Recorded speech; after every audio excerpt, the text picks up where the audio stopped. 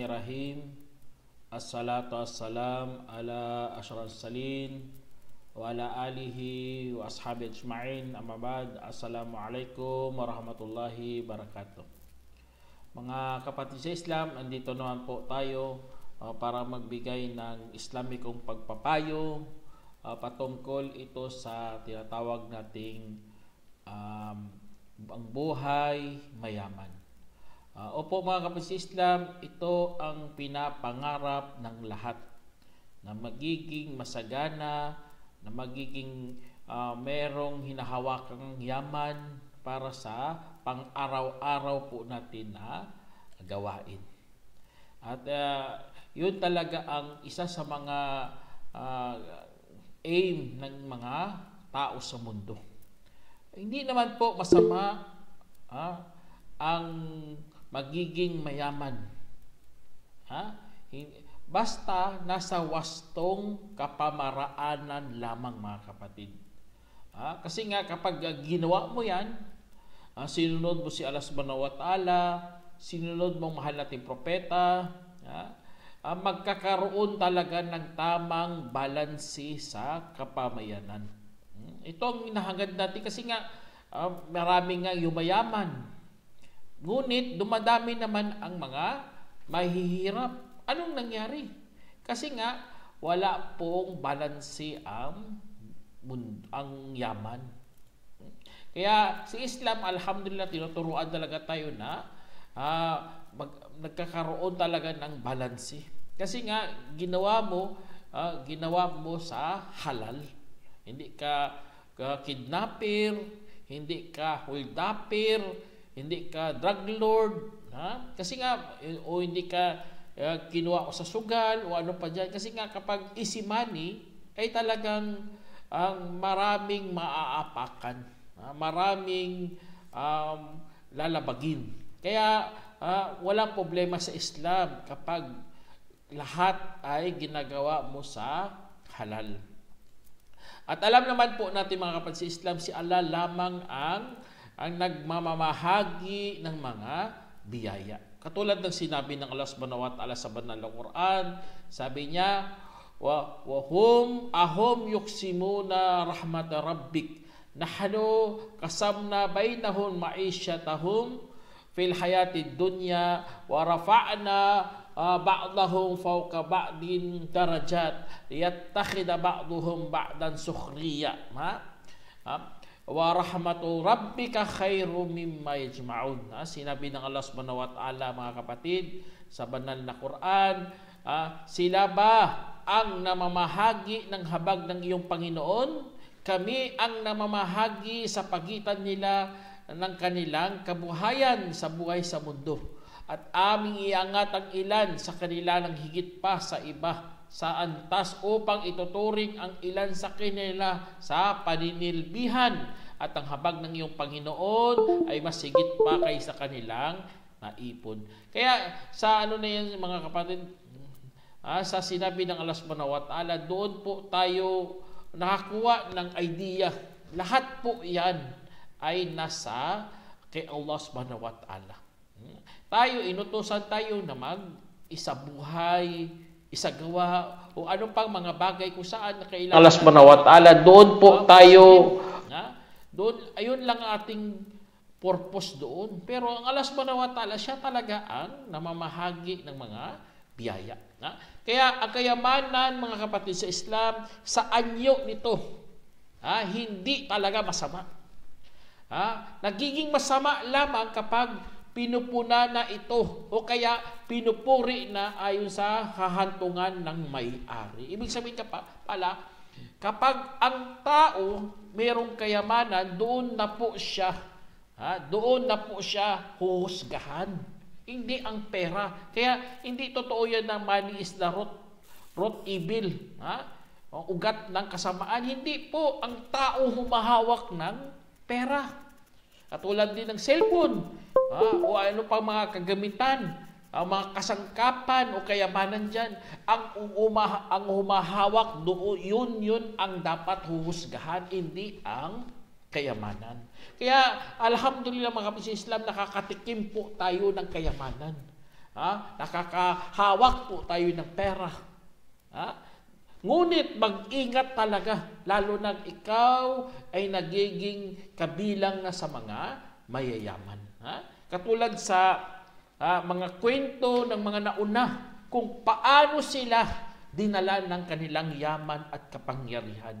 Katulad sa kwento dito, Qala Mujahid, Balikud dunya masyarikuha wa magaribuha arba'a, mu'minani wa kafiran, Pamu'minani Sulaiman Dahud wa Dulkarnain, wal kafiran Namrud wa Birtansir.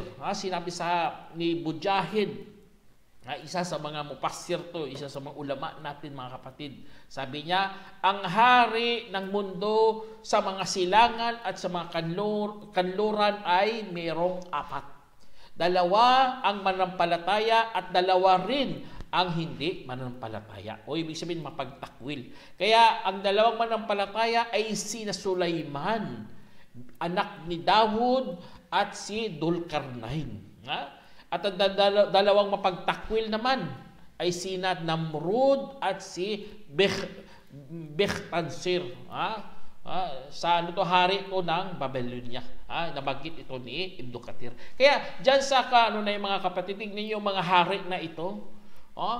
Hindi talaga dahilan ang pera sa pagiging masama. Kasi nga mayroong hari dito, nagiging manampalataya si Sulaiman at si Dulkarnain. Nagiging tunay sila ng mga manampalataya. Dinala sila ng kanilang yaman at kapangyarihan sa pagsunod kay Allah subhanahu wa ta'ala. Kaya meron talaga tayong pagkakataon mga kapatid. Kapag humahawak ka ng yaman, huwag na sana ka matukso dyan.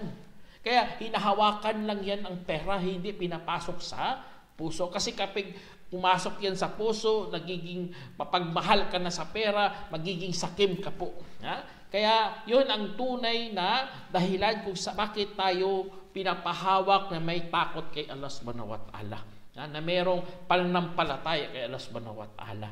Kaya tinuturuan muna tayo ng pananampalataya para marunong kang humawak ng iyong yaman. Kaya katulad sa hadith dito na binanggit an Abi Dar, qala Rasulullah sallallahu alaihi wasallam, ya Abad Dar, atara kathratul mal wal ghina? Qultu na'am ya Rasulullah. Qal fatara qillatal mal wal faqr? Qultu na'am ya Rasulullah. Qal innamal ghina ghinal qalbi والفقر فقر القلب ثم سألني عن رجل من قريش فقال هل تعرف فلانا قلت نعم. Sa hadith ni Abu Dar radhiyallahu anhu na sinabi ng Propeta sallam, O Abu Dar, anong tingin mo sa maraming pera ay kasaganahan? Sabi niya, opo ya Rasulullah. Kanyang sinabi, kung ganun, ang tingin mo ba sa kaunting pera ay kahirapan? Ang aking sinabi, opo, o mensahero ng Allah. Kanyang sinabi, ang tanging kasaganahan, tingnan nyo, sinabi ng Propeta sallam, ang tanging kasaganahan ay kasaganahan sa puso, at ang kahirapan ay kahirapan sa puso. At pagkatapos mayroong nagtanong sa akin, ay hingga sa lalaki mula sa Quraysh, saka kanyang sinabi, kilala mo ba itong tao na ito? Sabi niya, opo. Kaya sa hadith na yun, mga kapatid sa Islam, hadith na ito galing kay Ibn Hibban na nagpapatunay talaga ng kasaganahan na tinuturo muna sa isang Muslim kung gusto niya mangalakal, gusto niya magpakayaman, itanim niya muna ito, ipunla niya muna sa kanyang puso na ang kasaganahan ay kasaganahan sa puso. Allahu Akbar. Kaya kapag nagkaroon ka ng ganong pananampalataya, mayroon ka na talagang pundasyon na kaya ang pera, mga kapatid, binibigay yan ng Allah subhanahu wa ta'ala sa mga karapat-dapat. Ibig sabihin, sa karapat-dapat doon, kapag ikaw nagtiyaga, ikaw nagsumikap, yung bibigyan ka talaga, karapat-dapat ka Kung hindi ka naman nabigyan, inshallah, wala problema naman yan. Kabutihan naman yan. Kasi nga, pagsubok nga ng Allah subhanahu wa ta'ala.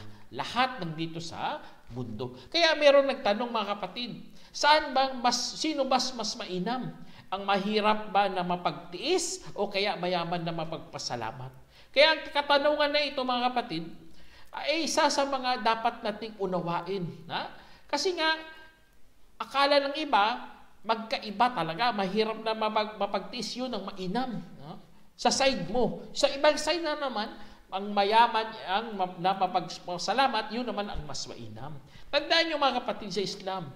Ang Allah subhanahu wa ta'ala, meron siyang nabanggit sa Quran. Sabi niya, Ya ayyuhalladhina amanu, kunu qawwamina bil qisti syuhada'i lillahi walau ala anfusikum wa wil walidaini wal akrabin in yakun ganiyan aw faqiran fallahu awla bihima fala tattabi'ul hawa an ta'dilu wa in ta'alhu aw tu'ridu fa innallaha kana bima ta'maluna khabira. Sinabi ng Allah subhanahu wa ta'ala para lubos natin maunawaan kung sino ba talaga sa kanilang dalawa ang mas mainam.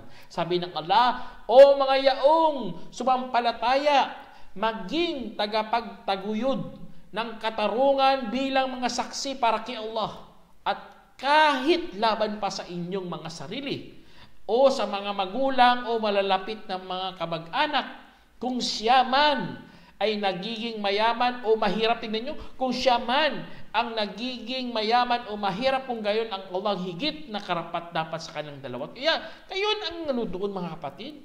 Dapat paghawakan mo si Allah subhanahu wa ta'ala.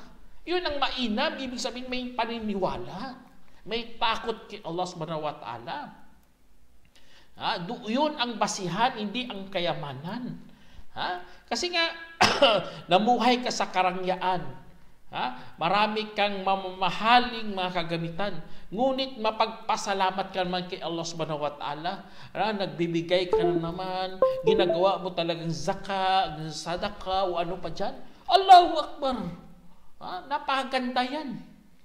Gawain yun ng tunay naman ng palataya. Mga mayaman na mapagpasalamat kay Allah subhanahu wa ta'ala. Hindi nila kinakalimutan.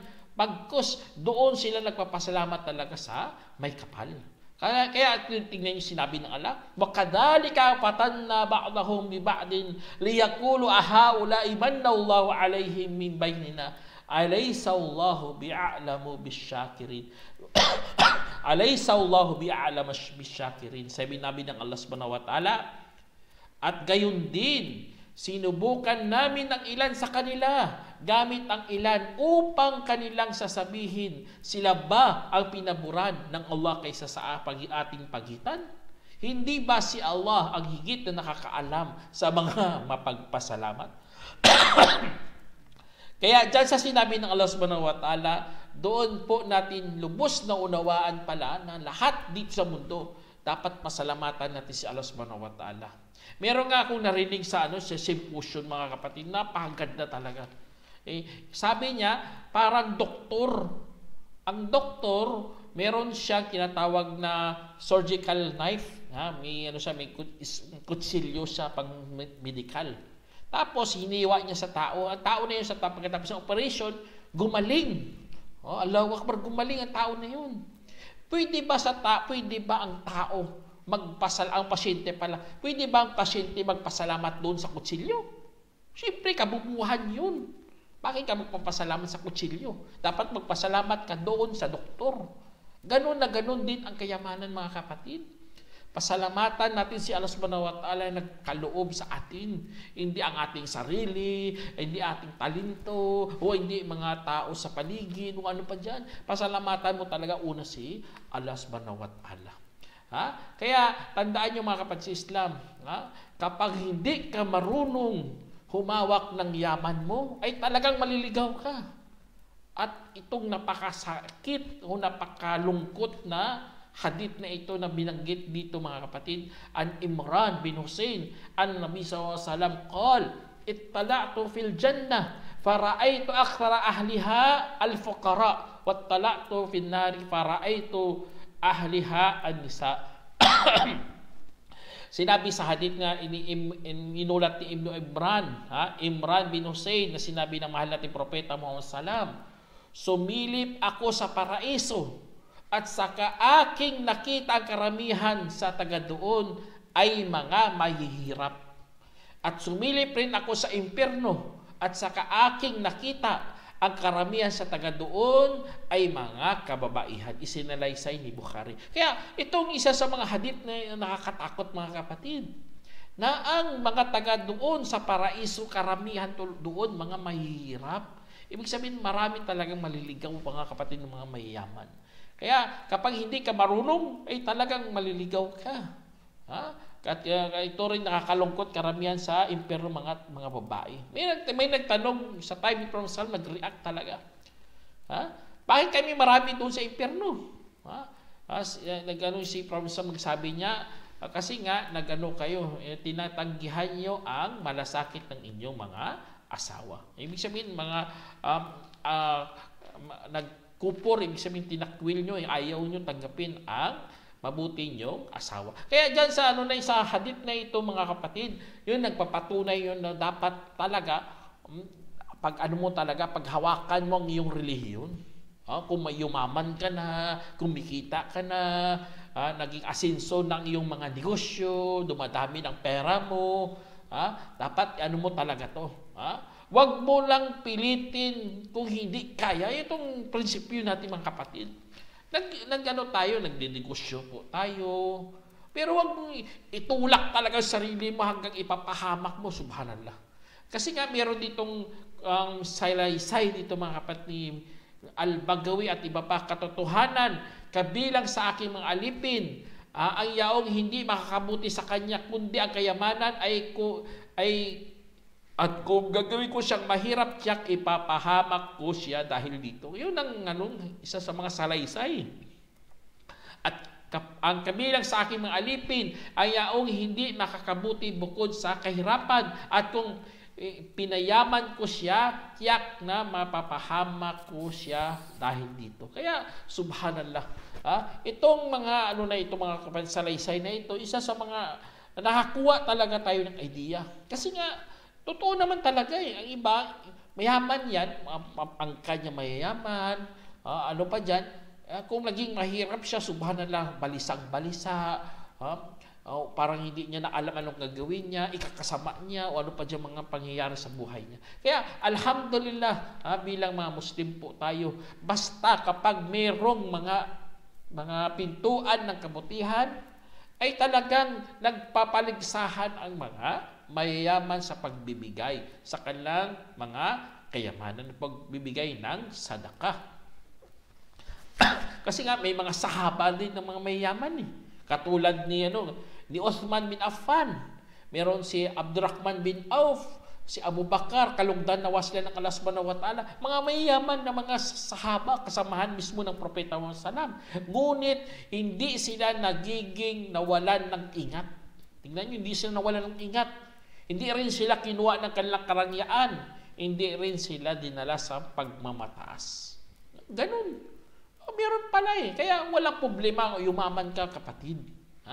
Ganun ang doon sa Islam. Kaya huwag mong kalimut. At ito rin, isa sa mga dapat nating isaalang-alang mga kapatid. Kapag ikaw yumaman ka, sundin mo ang dua ng Propeta Muhammad sallam. Sabi niya, Allahumma inni as'aluka tahibat wa tarkul munkarat wa hubbul masakin.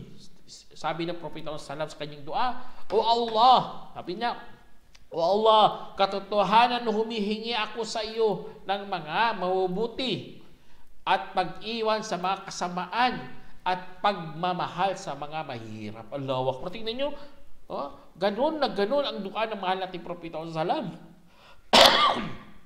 Kahit yumaman ka na, pero alam mo ang sikmura ng mga mahirap.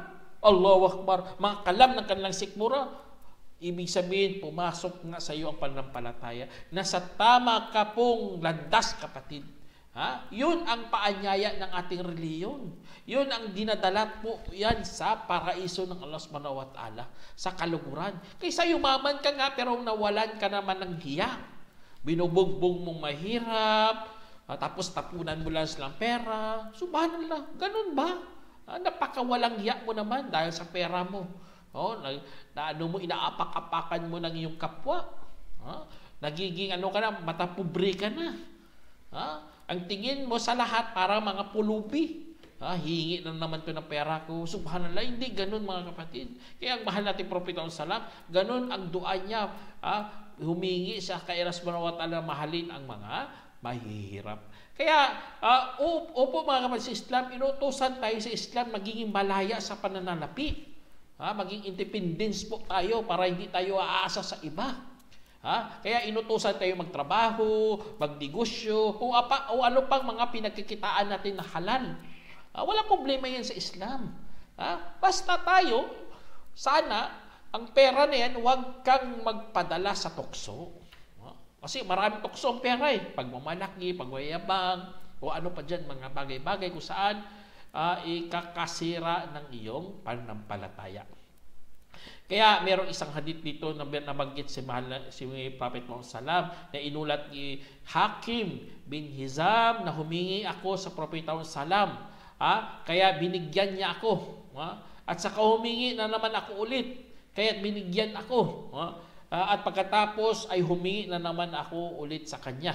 At binigyan naman ako. At pagkatapos ay nagsabi, O Hakim, tunay na ang kayamanang ito ay maberde at matamis. Kaya ang sino mang kumuha nito mula sa kaluwagan ng kanyang sarili ay biyayaan siya para rito. At sino mang kumuha nito na may kalamisan ng sarili ay hindi biyayaan para doon kagaya sa yaong kumakain na hindi nabubusog at kamay na nasa itaas ay mainam pa kaysa kamay na sa ilalim. Sinalaysay ni Bukhari. Allahu Akbar. Tingnan niyo mga kapatid, ibig sabihin pala sa Islam, tinuturuan talaga tayo kumayod. Hindi maghingi ka nang nanghingi kasi nga mawawalan ka talaga ng biyaya dyan. Wala. Kasi nga ano ka lang, mata mo lumalaki lang, tapos hanap ka ng hihingian mo, subhanallah. Tingnan niyo, luntian at berdihan, sinabi ng mahal natin Prophet Salam. Kay Hakim, si Hakim kasi nangingi lagi kay Prophet Salam. Kaya lalaki lang mata mo, subhanallah, hingi ka ng hingi. Yun bang gusto mo sa buhay mo? Mawawalan ka dyan ng muka, kapatid. Kaya inutusan talaga tayo na ilabas mo ang iyong kakayahan. Ilabas mo ang iyong talento. Maghanap ka ng biyaya ng Allah subhanahu wa ta'ala at maging masigasig, baka maging mayaman ka pa dyan. Di ba? Kaya ganun talagang buhay mga kapatid. Mainam kasi magbigay. Yun ang mga kalamangan ng mayayaman sa atin. Mainano sila sa pera, kapag bigay sila ng mas marami. Allahu Akbar. Kaya mas mainam talaga ang kamay na sa taas kaysa bababa. Ibig sabihin tumatanggap. Mas mainam nagbibigay ka. Kaya masaya kaya ang tunay na mga Muslim kapag matugunan niya ang pangailangan ng umaasa sa kanya, lalo ng kanyang pamilya, o iba pang mga tao. Kasi nga ito mga pagsubok lang, ito pinakamainam na bigay. Ang pinakamainam na bigay ay ang obligasyon sa obligasyon. Ibig sabihin sa asawa mo, sa anak mo, sa pamilya mo, sa mga magulang mo. Yun, mga obligasyon po yan. Yun ang pinakamainam na bigay. Kaya susubukan tayo ng Allah subhanahu wa ta'ala. Si Sulaiman nga sinubukan. Kung magpapasalamat ba siya o magtatakwil. Ganun yun ang pera mga kapatid. Yun ang kayamanan. Meron nga dito, mayroong isang sahabi, si Sa'ad bin Abi Waqqas. Si Sa'ad bin Abi Waqqas, nagkaroon siya ng matinding karamdaman. Akala niya, mamamatay na talaga siya. Sobrang sakit. Kaya doon sa Makkah, tinawag niya ang mga tao, sabi niya, kapag ako'y namatay, ibibigay ko lahat ng aking mga kayamanan.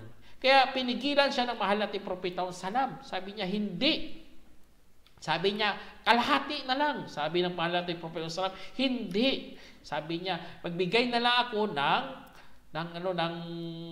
1/3. Sabi ng Propeta Salam, ang 1/3 okay. Ngunit ito ay napakarami. Tapos itong hadith na ito, dinagdagan niya, itong pinakamainam dito. Kung iiwanan mo ang iyong tagapagmana na mayayaman, ay mas mainam pa kaysa iiwanan mo silang mahirap at nagmamalimos sa mga kamay ng mga tao. Subhanallah. Itong hadith na ito mga kapatid sa Islam, wala naman pala problema kung ikaw yumaman. Mas mainam pa nga yumaman ka eh. At mabigyan mo pang yung mga anak ng yaman na hindi sila lalaki na maging mahirap sila. Allahu Akbar. Hindi o kaya magmamalimos sa kapwa nila. Kasi nga, kawawa talaga eh. Kaya ang dito sa hadith nito, ang anumang ginastos mo, kung gayon ito ay kawanggawa para sa iyo, kahit pagsubo mo na inaangat sa bibig ng iyong asawa, at baka sakali itataas ka ni Allah upang pakikinabangan ka ng mga tao at mapapahamak mo rin ang iba, isinalaysay ni Bukhari. Kaya ang hadith na ito mga kapatid sa Islam, ito isa sa mga magandang hadith ng mahal nating propeta Muhammad SAW na nagpapalakas. Kasi nga, ang pera mga kapatid, bibigay minsan yan ng katiwasayan at proteksyon sa sarili mo at sa pamilya mo. Lalo na kapag yumaman ka, Allahu Akbar. Kaya gamitin mo ang pera mo lang sa mga ikakalugod ng Allah subhanahu wa ta'ala. Kasi kapag ginamit mo yun sa ikakalugod ng Allah, aabot talaga yun sa kabilang buhay. At tatanggapin nyo ng Allah subhanahu wa ta'ala. Kasi nga, inayos mo ang sarili mo bilang alipin ni Allah, aayusin ka rin ng Allah subhanahu wa ta'ala sa kabilang buhay. Kaya marami talagang pakinabang mga kapatid ang yaman, lalo na sa pagsasamba. Sampulan, nagpatayo ka ng masjid. At alam naman natin, kapag ikaw nagpatayo ng masjid, papatayuan ka ng bahay ng Allah subhanahu wa ta'ala dun sa paraiso. Allah, ganun. Ganun na ganun ang natin. Hindi katulad sa ibang pananampalataya, ikapo lang sila ng ikapo. Tapos pumupunta lang pala sa kanilang mga leader. Sa atin hindi ganun. Binibigay natin yan sa mga karapat-dapat. Hindi lang sa imam o sa ano pa dyan, binibigay yan, pinapaikot yan para magkaroon po ng balanse sa lahat ng mga tao. Allahu Akbar. Meron nga sa time ni Prophet Muhammad, nagreklamo ang mga mahihirap. Sabi nila, ang mga mayayaman, dala-dala nila ang gantimpala dahil sila nagsasala katulad din ng aming sala. Sila po ay nag-aayuno katulad din ng ating pag-aayuno at sila ay nagkakaroon gawa na wala namang kaming pagbigay. Kaya intusan sila mahal ating Propeta sallam na magtasbih, ibig sabihin mag-subhanallah ng 33, mag-Allahu Akbar ng 33, alhamdulillah mag-33 din after salah. Dahil doon nagkaroon tayo ng sunnah na gano'n, magtasbih o mag-al-tahmid at mag-Allahu Akbar. Tapos ilang sandali lang, ginaya rin ng mga mayayaman ang kanilang mga ginagawa. Kaya nagreklamo ulit naman sila sa kay mahal nating Propeta Muhammad sallam. Kaya sabi ng Propeta sallam, ang Allah ang nagbibigay ng kanyang biyaya sa sino mang kanyang nanaisin. Allahu Akbar. Kaya wala problema kapag ikaw naging mayaman mga kapatid. Basta iniisip mo lang na magsamba kay Allah subhanahu wa ta'ala o makatulong ka, gagastos ang mga mayayaman para mawalan ng problema ang mga gusto magsamba kay Allah. Katulad sa Makkah, subhanallah. Ang Makkah, napakalaking charity talaga yan. Pinapagawa doon ng mga daan, mga tubigan, mga CR doon, pinapatayo, gagawing nilagyan ng mga umbrella, kahit gumastos sila ng mahal ang Saudi Arabia mga kapatid, walang problema kasi nga lahat yan para papadaliin ang pagsamba natin kay Allah subhanahu wa ta'ala. Kaya yun isa sa mga kaya ang kayamanan mga kapatid, hindi mo pwede sisihin talaga ang kayamanan. Sisihin mo ang humahawak ng kayamanan kung gagamitin yan sa kasamaan. Meron nga ang hadith si Prophet sallam, sabi niya, inulat ni Abdullah bin Mas'ud radhiyallahu anhu na sinabi ng mahal nating Prophet sallam. Sabi niya, walang kaingitan, maliban sa dalawa, lalaking pinagkalooban ni Allah ng Quran at kanya itong itinatayo sa oras ng gabi at lalaking pinagkalooban ng Allah ng kayamanan at saka ipinamahagi niya ito sa oras ng gabi at umaga. Isinalaysay ni Bukhari at Muslim. Kaya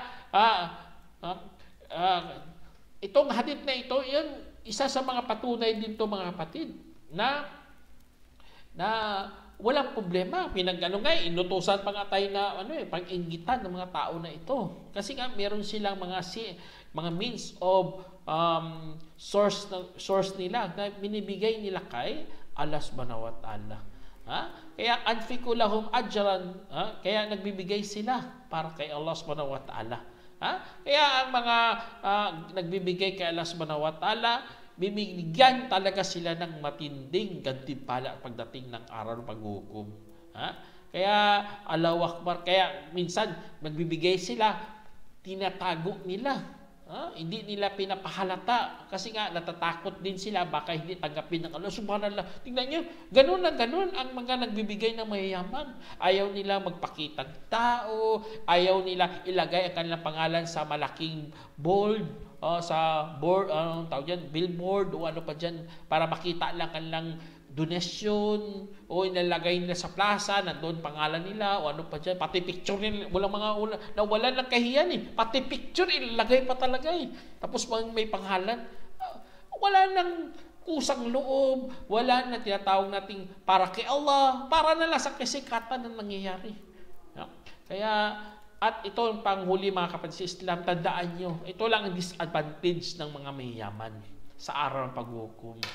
Kasi nga, mayroong hadith dito na inulat ni Abu Hurairah radhiyallahu anhu na sinabi ng mahal nating Propeta Muhammad sallam, makakapasok ang mga Muslim na mahirap sa paraiso bago ang mga mayayaman sa kanila ng kalahating araw.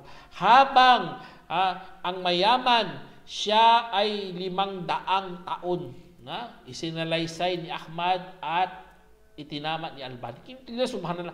Mahirap kasi, kalahati lang ng araw kasi kukunti lang pera niya Kukunti lang ang pagbibilang sa kanya. Hindi katulad ng mayaman. Sa sobrang dami ng yaman niya, nilista lahat, bibilangin isa-isa yun. Hanggang umabot ng 5 taon. Subhanallah na pagbibilang. Ganun na ganun mga kapatid. Kaya yun ang disadvantage lang ng mga mayayaman. Inshallah, sana meron kayong napulot ang aral mga kapatid. Hanggang dito na lang. Assalamualaikum warahmatullahi wabarakatuh.